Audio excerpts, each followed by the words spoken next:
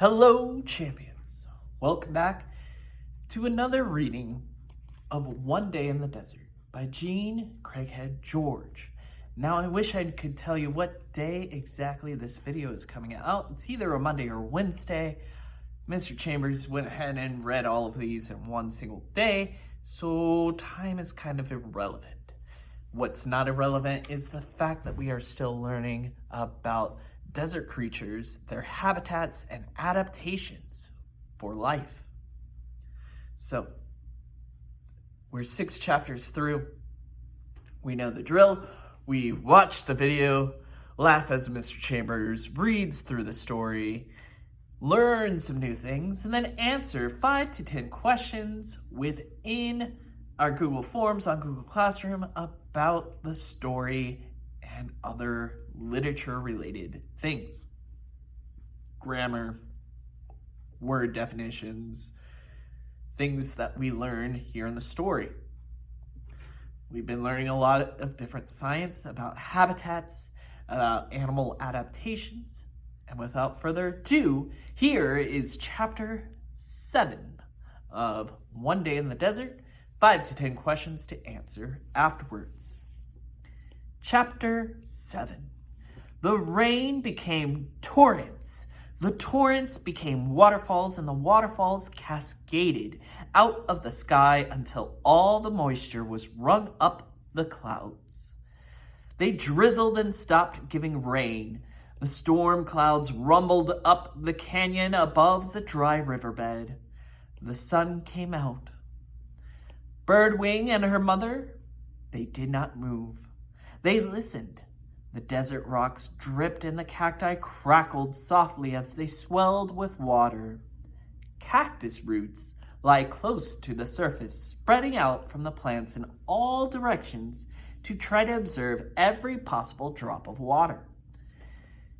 The roots send the water up into the trunks and barrels and pads to be stored. A drum roll sounded up Scorpion Pass. The peccaries heard it and darted out from under the embankment.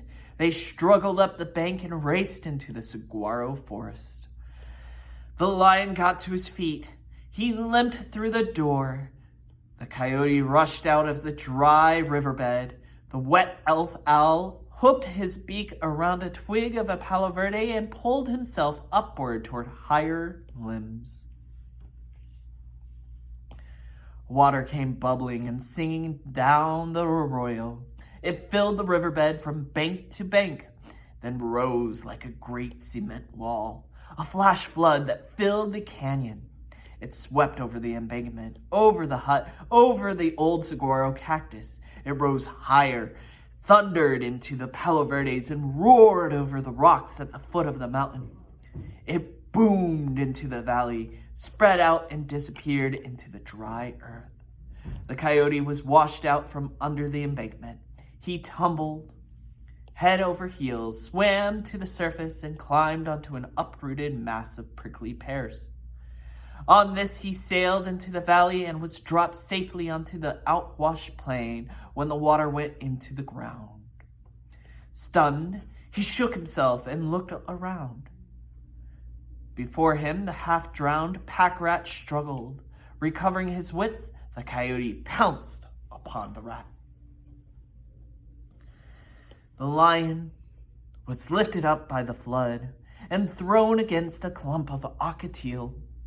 He clung to it for a moment, then, too weak to struggle, slipped beneath the water.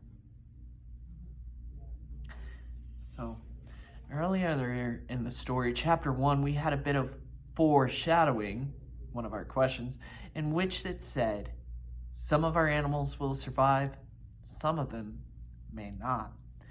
With this flash flood that comes through the arroyo, washing everybody out, some animals survived, others did not.